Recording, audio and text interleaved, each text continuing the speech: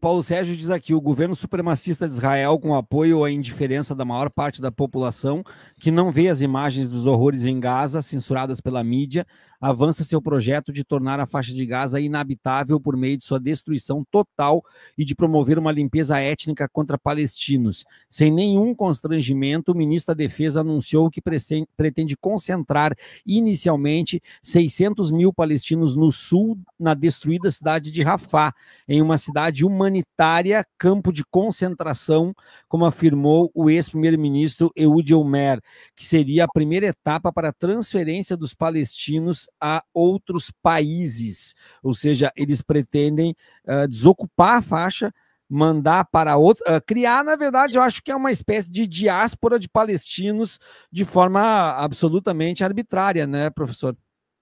E o que aparece também é que eu sempre acho importante salientar que essa é uma política de governo, uma política do governo Netanyahu. Isso não tem nada a ver com, digamos assim, uma relação direta com ser judeu.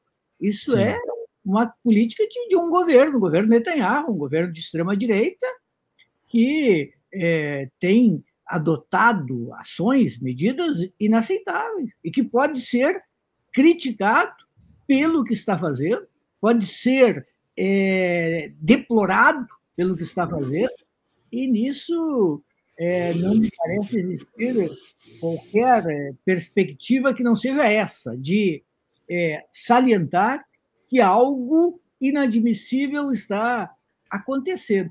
A declaração do ex-primeiro-ministro é uma declaração que tem um peso enorme, porque, como a gente sabe, as coisas no mundo político, no mundo social, elas têm muita relação com quem está falando, de onde está falando.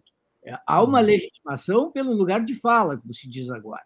E o lugar dele de fala é um lugar extremamente sensível. Eu diria que é um lugar incontestável, insuspeito. E isso dá um peso muito grande ao que ele está dizendo. Eu diria que o mais impressionante, o que dá mais peso realmente a todas as críticas, são as imagens. A gente sempre lembra da famosa imagem da Guerra do Vietnã, daquela menina, depois dos americanos terem jogado napalm, e aquela imagem, de certa maneira, ela mudou a Guerra do Vietnã, ela mudou o desfecho ali, o final. É uma imagem muito marcante pela brutalidade das crianças correndo, nuas. E, bom, essas imagens de Gaza, elas têm um peso equivalente. Então, imagens assim, eu não sou bom assim de adjetivos para coisas que me parecem assim, superarem a banalidade dos adjetivos. Mas são horrorosas, né? São horrorosas, são insuportáveis. São inadmissíveis. Não é possível que o ser humano pratique com o ser humano o que essas imagens mostram. Uhum. A gente está vendo também a questão de muitos países, cada vez mais países, aderindo de uma forma muito clara à Convenção para a Prevenção e Punição do Crime de Genocídio. E o Brasil foi um dos que aderiu agora nos últimos dias. Só que o Paulo Sérgio Pinto, no texto dele, ele termina o texto da seguinte forma: os países verdadeiramente indignados com Israel devem ser consequentes, romper relações com um Estado que promove um genocídio, impor um embargo total de armas e suspender acordos de comércio e investimentos. O fim da continuidade do genocídio em Gaza exige mais do que apelos indignados, requer medidas concretas e imediatas. É por aí, professor? É sempre muito difícil para um Estado, um país, adotar determinados tipos de medida, porque as relações são mais complexas, são mais intricadas, são comerciais, são de tudo quanto é tipo. Eu fico pensando, estava ouvindo a conversa de vocês com o Arbex antes, e fico pensando, por exemplo, claro, o grau de gravidade é importante, mas é outro, é muito menor do que está acontecendo em Gaza. Mas quando a gente vê o tipo de chantagem que os Estados Unidos estão fazendo com o Brasil, a primeira coisa que a gente pensa é a comunidade internacional deveria se unir em torno do Brasil para repelir a chantagem, com medidas. A ONU deveria estar envolvida, a União Europeia deveria estar fortemente mobilizada contra uma política que não é uma política honesta.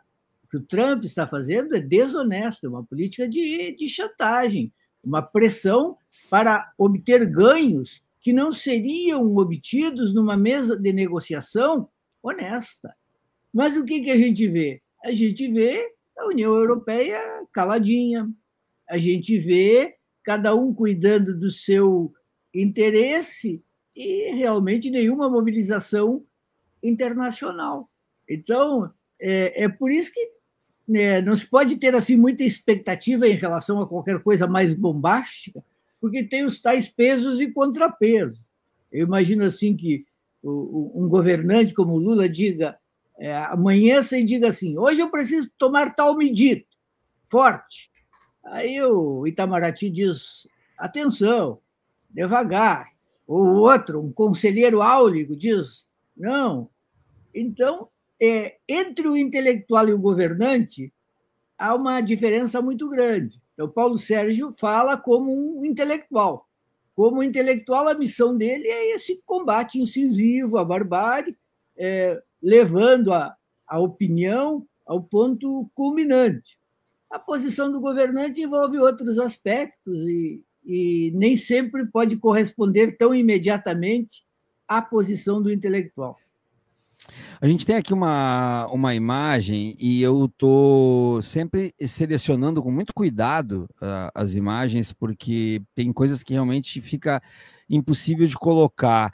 A gente tem aqui registros feitos pela FEPAL, que é incansável em fazer a denúncia, a Federação Brasil-Palestina, e o que está acontecendo com muita frequência é justamente o que eu vou mostrar para vocês. São pais, né, pais, que vão buscar comida e acabam desistindo. Aqueles que não são mortos desistem e voltam. E aí, quando voltam, entram em colapso, porque percebem que quando voltam conseguiram salvar a sua vida, mas vão chegar em casa de mãos abanando em relação àquilo que precisava, que era buscar comida. Vamos acompanhar isso aqui.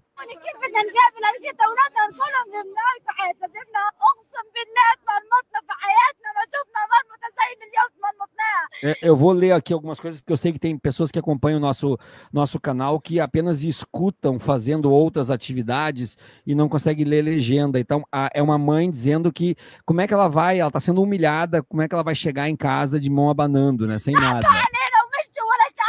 Eles nos esmagam e pisam em nós como se não fôssemos humanos. E dizem que os americanos vieram proteger o país. Eles nos humilharam, todas as mulheres em Gaza. Deus é o nosso único refúgio. Meu corpo inteiro dói. Eles nos espancaram. Não aguentamos a dor, queima como fogo. Como deveríamos encarar nossos filhos? Como vamos encarar nossos filhos e dizer que não conseguimos trazer comida?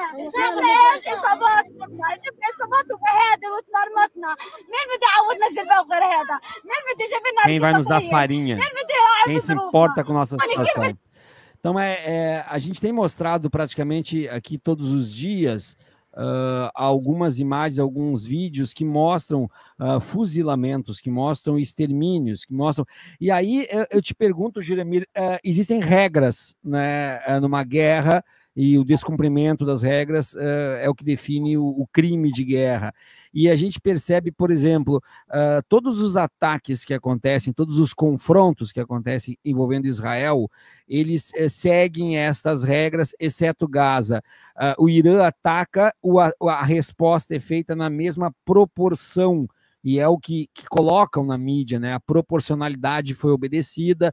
Estados Unidos atacou o Irã atacou uma base estadunidense ali no Oriente na mesma proporção, e assim acontece com a Líbia, assim acontece com a Síria e tudo mais. Agora, em Gaza, não. O Hamas atacou Israel está tirando Gaza do mapa. E eu confesso, Juremir, que eu não consigo mais ouvir aquilo que eu vejo pessoas dizendo assim, mas o povo palestino não vai ser exterminado porque o povo palestino é forte. Falar isso daqui é fácil. O povo palestino me parece que está sim sendo exterminado.